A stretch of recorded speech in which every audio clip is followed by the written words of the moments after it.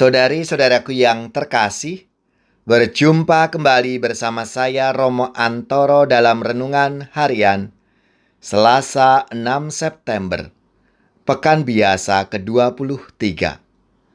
Semoga kita bersama keluarga, komunitas kita, selalu dalam keadaan baik, sehat, dan tetap bersemangat.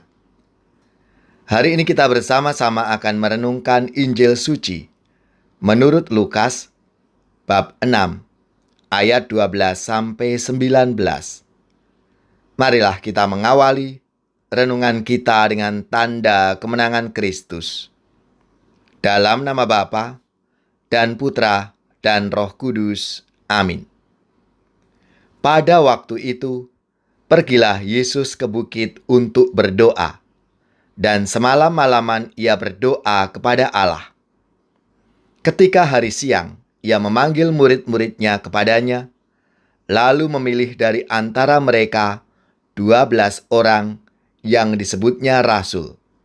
Simon yang juga diberinya nama Petrus, dan Andreas saudara Simon, Yakobus dan Yohanes, Filipus dan Bartolomeus, Matius dan Thomas, Yakobus anak Alfeus, dan Simon yang disebut orang Selot, Yudas anak Yakobus, dan Judas Iskariot, yang kemudian menjadi pengkhianat.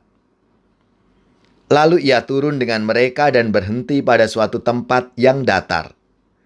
Di situ berkumpul sejumlah besar dari murid-muridnya dan banyak orang lain yang datang dari seluruh Yudea dan dari Yerusalem dan dari daerah pantai Tirus dan Sidon. Mereka datang untuk mendengarkan dia dan untuk disembuhkan dari penyakit mereka. Juga mereka yang dirasuk oleh roh-roh jahat beroleh kesembuhan. Dan semua orang banyak itu berusaha menjamah dia karena ada kuasa yang keluar daripadanya, dan semua orang itu disembuhkannya. Demikianlah sabda Tuhan. Terpujilah Kristus. Saudari-saudaraku yang terkasih, dalam sabda Tuhan hari ini dikisahkan Yesus berdoa semalam-malaman sebelum mengambil keputusan dalam perjalanan pelayanannya, yaitu sebelum memilih orang-orang yang akan menjadi kawan seperjalanan sekaligus rekan kerjanya mewartakan kerajaan Allah. Mengapa Yesus berdoa begitu khusyuk sebelum mengambil keputusan itu? Karena ia mau agar segala sesuatu yang ia putuskan sesuai dengan kehendak Allah. Betapa mudahnya doa-doa kita berhenti pada sekadar rangkaian laporan atau daftar permohonan. Minta ini, minta itu. Kita seringkali lupa bahwa doa itu bukan sekadar tentang diri kita. Doa juga adalah tentang Tuhan yang hendak memberitahukan kehendaknya kepada kita, asalkan kita mau mendengarkannya secara seksama. Menjadi pertanyaan refleksi bagi kita semua.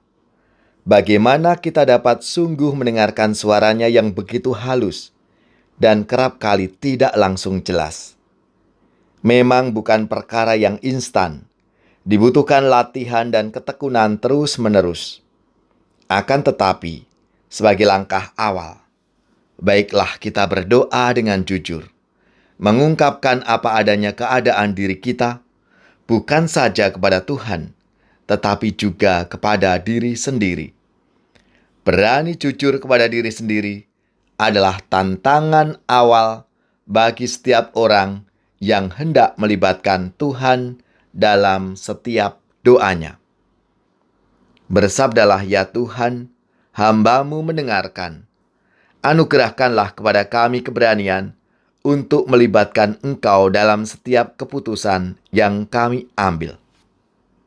Semoga saudari-saudara sekalian, keluarga-keluarga dan komunitas kita, orang-orang yang kita doakan, mereka yang sakit, yang menderita, seluruh tugas, belajar, pekerjaan, usaha serta karya pelayanan kita dibimbing, dilindungi dan diberkati oleh Allah yang Maha Kuasa, Bapa dan Putra dan Roh Kudus. Amin.